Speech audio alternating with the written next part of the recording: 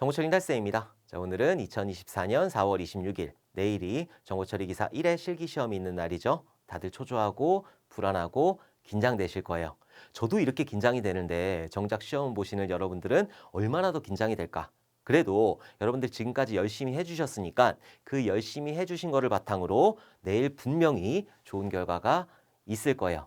제가 여러분들하고 같이 시험장에 들어가 드리지는 못하지만 제가 옆에서 열심히 응원하고 있다는 거 기억해 주셨으면 좋겠어요.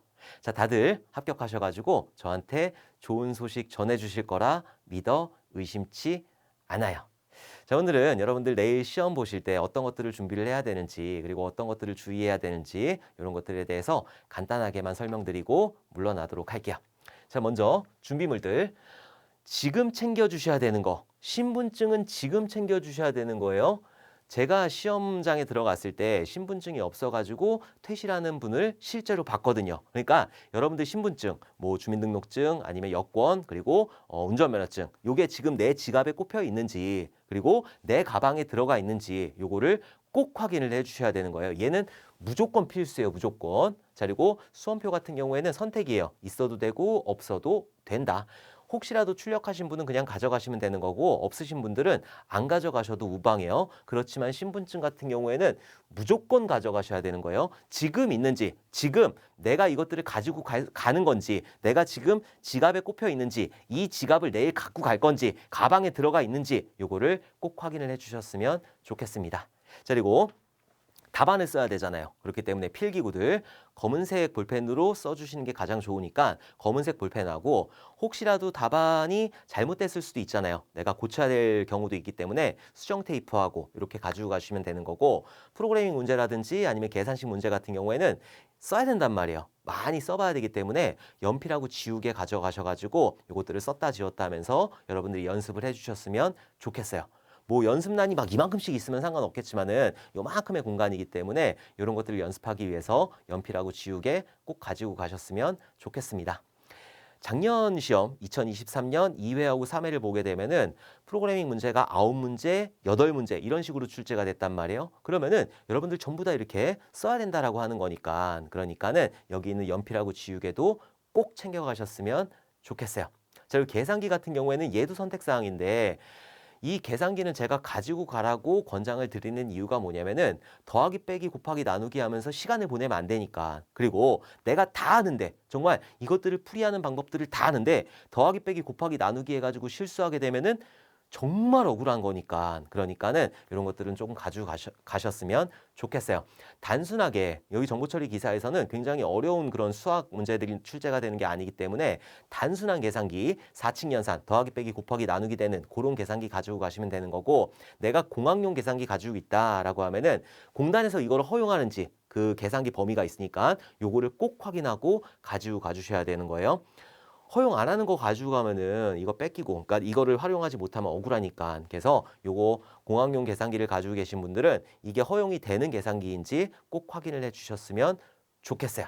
자, 그리고 여러분들이 지금까지 정리한 자료들이 있으실 거예요. 여러분들이 용어 정리라든지 이런 것들 정리를 분명히 해 두셨을 거기 때문에 그런 자료들하고 그리고 제가 국제 표준이라든지 아니면 디자인 패턴이라든지 UML이라든지 특징들 정리해 놓은 거 있었잖아요. 요것도 같이 가지고 가셔가지고 내가 시험 시간까지 시험 시작 30분 전까지 이제 입시를 완료를 해야 된단 말이에요. 그 전에 들어가시는 분들도 분명히 계실 테고 그럼 그때부터 시험 시작할 때까지 봐야 되는 거잖아요. 그때까지 가만히 있으면 안 되는 거니까. 그래서 여러분들이 정리한 자료 이런 것들 꼭 챙겨가셔가지고 시험장에서 봐주셨으면 좋겠어요. 한 문제라도 더 맞춰야 되는 거니까. 오케이.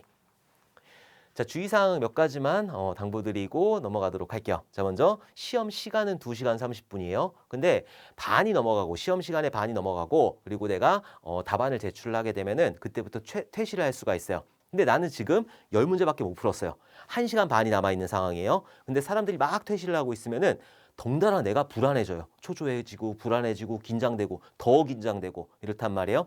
그런 것들 신경 쓰지 마시고 2시간 30분 꽉꽉 채워가지고 한 문제라도 더 맞춰주셨으면 좋겠습니다. 내가 뭐 1시간 반 있다가 퇴실을 한다고 해가지고 뭐 금태둘러 나오는 것도 아니고 얘가 뭐 1시간 반 만에 풀었습니다. 이렇게 나오는 것도 아니니까 2시간 반 꽉꽉 채워가지고 내가 문제를 푼다고 하더라도 60점을 넘으면은 자격증이 나오는 거니까는 여러분들 그 2시간 반 꽉꽉 채워가지고 한 문제라도 더 맞춰주셨으면 좋겠어요. 한 문제 배점이 5점이란 말이에요. 5점이라고 하는 거는 합격의 당락을 결정할 수 있는 그런 점수이기 때문에 한 문제라도 더 맞추겠다. 조금이라도 생각을 더 해가지고 한 문제라도 더 맞추겠다라는 생각으로 2시간 반 꽉꽉 채워가지고 사용을 해주셨으면 좋겠어요. 다른 사람 퇴실하는 거에 대해서 너무 불안하거나 긴장하시면 안 돼요. 그게 이제 불안 요소로 다가오고 긴장 요소로 다가오게 되면은 내가 남은 것들을 풀기가 굉장히 어려워진단 말이에요. 그렇기 때문에 그런 것들 신경 쓰지 마시고 2시간 반 꽉꽉 채웠으면서 사용을 하셨으면 좋겠어요. 자, 그리고 복잡한 문제는 넘겨야 돼요.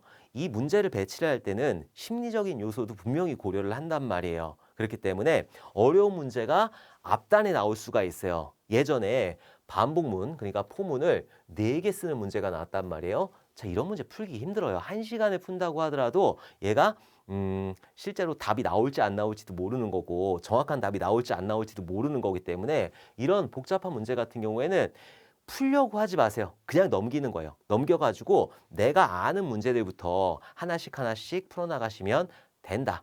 복잡한 것도 그 우선순위를 줘가지고 좀 덜 복잡하다라고 하는 것들을 먼저 풀어주셔야 되는 거예요. 자, 시험에서는 우리가 시험을 본다라고 하는 거는 60점을 넘기겠다. 60점을 넘기겠다라는 생각으로 봐야 되는 거잖아요. 100점을 맞겠다.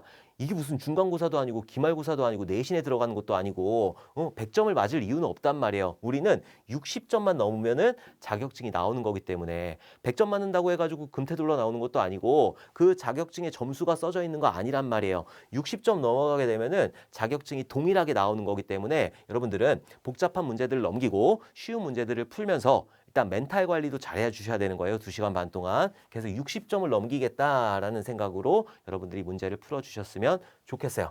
자, 이런 포문 4개 들어간 거 푼다고 1번부터 이거를 풀고 있으면은 나머지 문제들 풀기가 너무너무 힘들단 말이에요. 그러니까는 이 2시간 반 안에 맞춰야 되기 때문에 쉬운 문제들 먼저 쭉 풀어주시고 그리고 나머지 것들 어려운 문제들을 하나씩 하나씩 풀어주시면 된다. 60점을 넘기겠다라는 생각으로 여러분들이 시험을 보시면 될 것 같아요.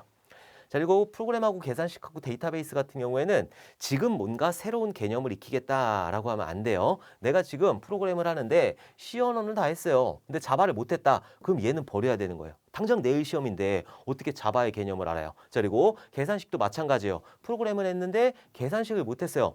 계산식은 정말 출제 비중이 굉장히 확률적으로 굉장히 낮단 말이에요. 그래서 이런 것들 버리고 혹시라도 시간이 되시면 데이터베이스 이런 것들 한번 보시면 되는 거고 내가 지금 버릴 거는 과감히 버려야 되는 거예요. 그리고 지금은 뭔가 새로운 거를 다시 공부를 한다기보다는 여러분들이 정리한 것들 그런 것들을 익숙하게 좀 뭐 문제가 나왔을 때 익숙하게 이 용어들이 떠올릴 수 있도록 그렇게 반복적으로 봐주시는 게 좋다.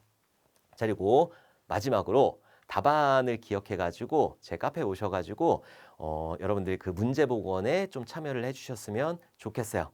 제가 시험을 보면 참 좋겠는데 이제 필기도 못 보게 하더라고요. 그러니까는 여러분들이 요거는 조금 도움을 주셨으면 좋겠어요. 저는 여러분들이 시험장 들어가실 때까지 이제 곧 라이브를 시작을 할 거고 시험장 들어가신 다음에는 조금 자야 되겠죠. 조금 자고 일어나가지고 여러분들이 올려주신 이런 문제 복원들을 보고 저녁쯤에 최종적으로 총평을 진행을 할 거니까 여러분들이 오셔가지고 시험 보고 오셔가지고 문제 복원에 꼭 참여를 해주셨으면 좋겠습니다. 요거는 부탁드릴게요. 자, 그리고 마지막으로 여러분들한테 드리고 싶은 말은 그동안 정말 고생 많으셨어요. 저는 이런 정말 고생 많으셨습니다 라고 할 때마다 울컥울컥 하는데 그런 것들이 보이니까 이제 제가 이제 뭐 엔잡이라든지 카페라든지 아니면은 유튜브라든지 이런 데서 이제 질문들을 올리신단 말이에요. 그러면은 비전공자분들 입장에서 얼마나 답답할까? 이 용어들이 얼마나 어려울까? 프로그래밍 언어, 야, 이게 어떻게 뭔가 영어로 막 써놓고 숫자를 써놨는데 뭔가 결과값이 나오는데, 야, 이거 얼마나 어려울까? 그것들을 정말 열심히 하시더라고요. 그런 것들을 볼 때마다 짠하고 그리고 조금이라도 여러분들한테 성실하게 답변을 해드려야 되는데 저도 사람이다 보니까는 그 답변이 미흡할 때가 많았죠. 정말 조금이라도 더 도움이 됐으면 좋겠는데 한 분이라도 더 이해를 시켜드렸으면 좋겠는데 라는 생각을 가지고는 있지만은 그렇지 못한 점 정말 죄송하게 생각하고 양해 좀 부탁드리도록 할게요. 자, 그리고 그런 와중에서 여러분들 공부하시냐고 그동안 너무너무 고생이 많으셨어요. 그 고생한 결과가 내일 분명히 좋은 결과로 이어질 테니까는 여러분들 마지막까지 조금만 더 정말 조금만 더 힘내주셔가지고 5시간 잘 거 4시간 자고 4시간 잘 거 3시간만 자고 이렇게 해가지고 조금만 더 여러분들이 힘내주셨으면 좋겠습니다. 자, 이렇게 해가지고 오늘 여러분들한테 전달 드릴 응원 영상은 여기서 마무리를 하도록 할게요.